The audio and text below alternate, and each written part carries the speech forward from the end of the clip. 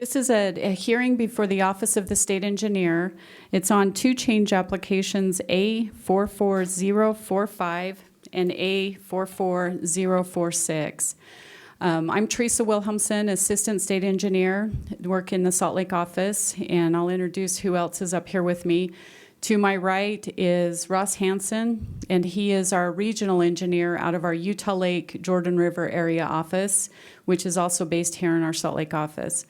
Next to him is Eric Jones, and he is the assistant regional engineer in the Utah Lake office. And to my left is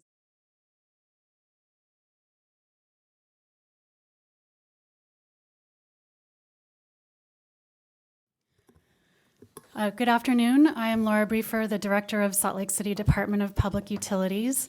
Thank you for allowing us to speak about this protest. First of all, I'd just like to say that I do understand and empathize with the purpose of the Immigration Improvement District in their efforts to provide reliable water to their residents and their service area. I find myself in the same position as a public water supplier, and I know it's important for us to plan for the future. The reason for our protest is because Salt Lake City holds water rights to 3 different downstream points of diversion in Emigration Creek, and our concern has been whether there's an impairment issue related to development of additional water supplies up higher in the canyon to these 3 different water rights. Those water rights include 578855, 578496, and 578497. 578496 is actually a water right that we acquired in the 1930s from Hogle Zoo when we acquired the Hogle Zoo property. And as part of the agreement and deed for that water right, we did commit to protect that water right from impairment. We were approached by Hogle Zoo to ensure that we were doing that agreement, and we also have an obligation to protect Salt Lake City's water rights 8497 and 8855, both of which are part of our municipal portfolio. And I'd like to turn the time over to Dave Hansen. He has a brief PowerPoint presentation. Thank you. I do have the copies of, it's pushed on. There we go. Okay, let me try this one. We do have some papers that I'll leave with you. There's 2 things. There's a full PowerPoint here, as well as an updated report that we just completed a couple of days ago on Immigration Creek. I'll leave copies with you. There's a CD with those on. We'd ask that you review those in detail. What we've done is just taken a brief summary of some of the PowerPoint issues in the time that we have allotted.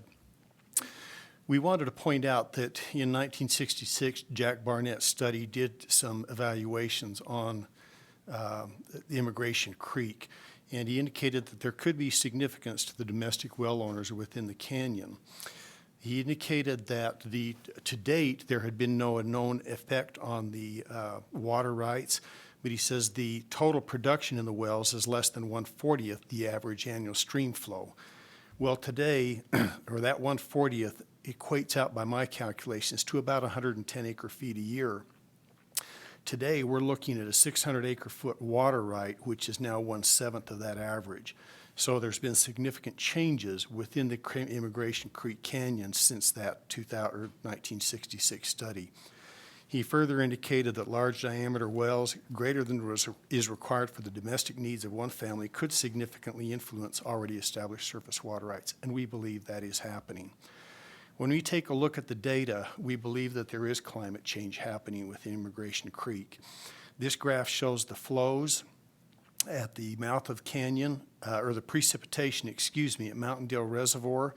There's been a slight increase in precipitation based on the record, but if you take a look at the X's, you'll see that that's days of recorded snowfall. The numbers of recorded snowfall events since the 1996 period have reduced. When you take a look at the inches of snowfall, there's been a significant decrease in the number of snowfall inches produced over this period of time through 2017, a 30% decrease trend line. And as we know, that snowfall will help enhance the infiltration and recharge to the aquifer. Rainfall, you get fast bursts, you get runoff events that doesn't have as much time to infiltrate and recharge the groundwater system. So we are looking at a possible real impact to the hydrology of Immigration Canyon over time. When you take a look at the data, we question whether or not it's climate change or is an impact. We recognize that the district has several temporary change applications that have been approved over time. I'd point out that 13 of the 18 years of data had flows less than 1.6 up through year 2000.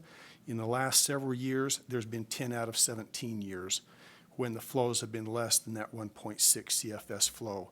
We believe that there are significant changes to the canyon, to the hydrology, and we're out of time, so we'll go ahead and give you the documentation and ask that you just review it Okay, after the hearing. okay. The remaining